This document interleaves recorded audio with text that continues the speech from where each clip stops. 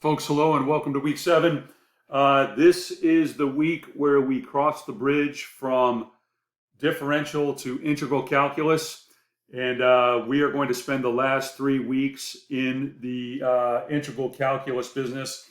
And I hope you enjoy this. As addition is to subtraction and multiplication is to division, you will certainly find over the next 3 weeks that there is a similar relationship between differential and integral calculus. And this discussion post is a good place to start to show that relationship and then also reinforce another concept that I will let you discover as we go through the discussion post and go through the week.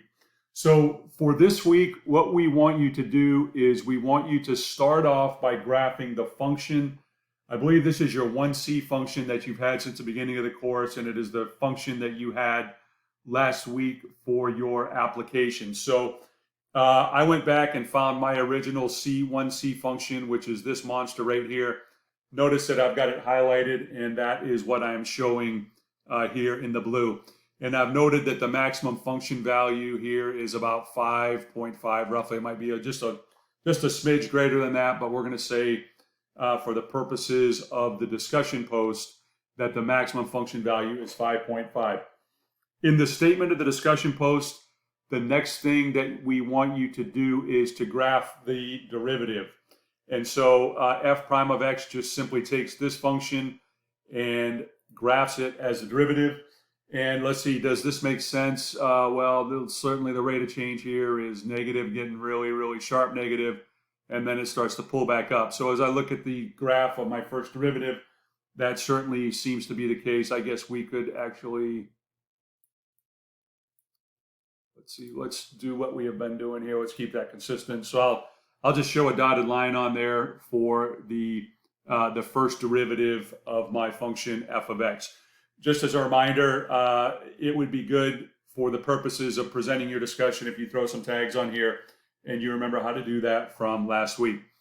Now, what we want to make sure we understand here is, we have taken the derivative of a function.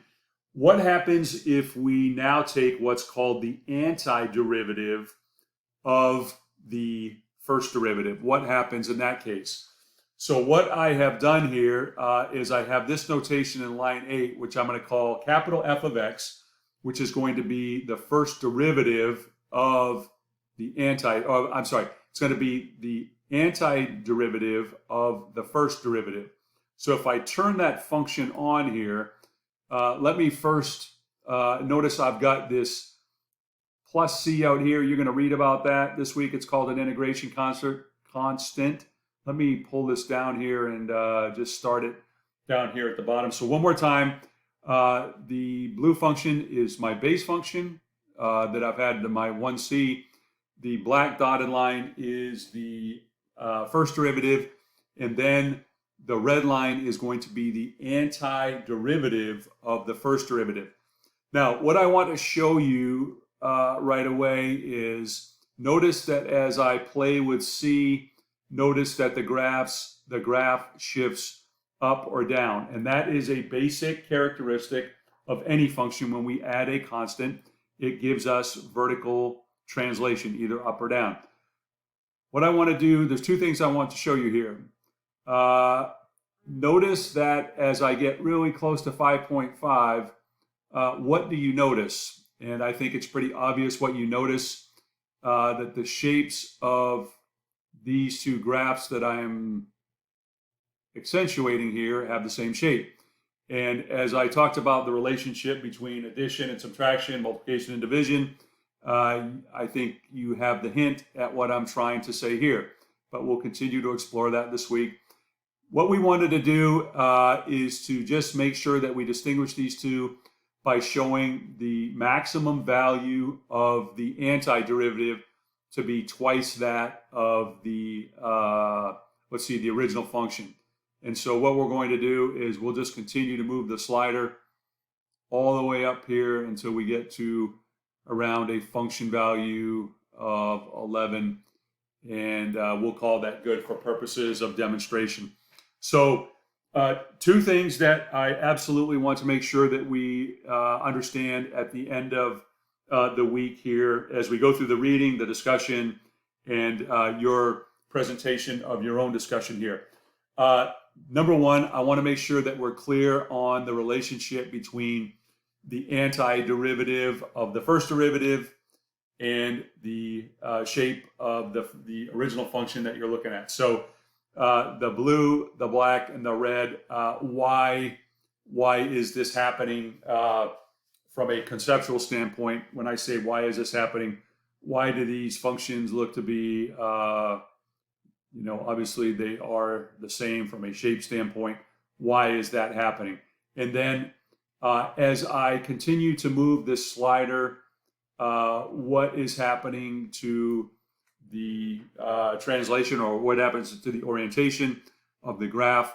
And the important element of that is connecting that to this value of C, in this case called an integration constant. So a couple of absolutely key things to make sure that we can distinguish this week. Again, this relationship between a base function, a first derivative, and then the antiderivative of the first derivative. What is all happening there? And then what is the importance of an integration constant? So I hope that sets us up for the week to get these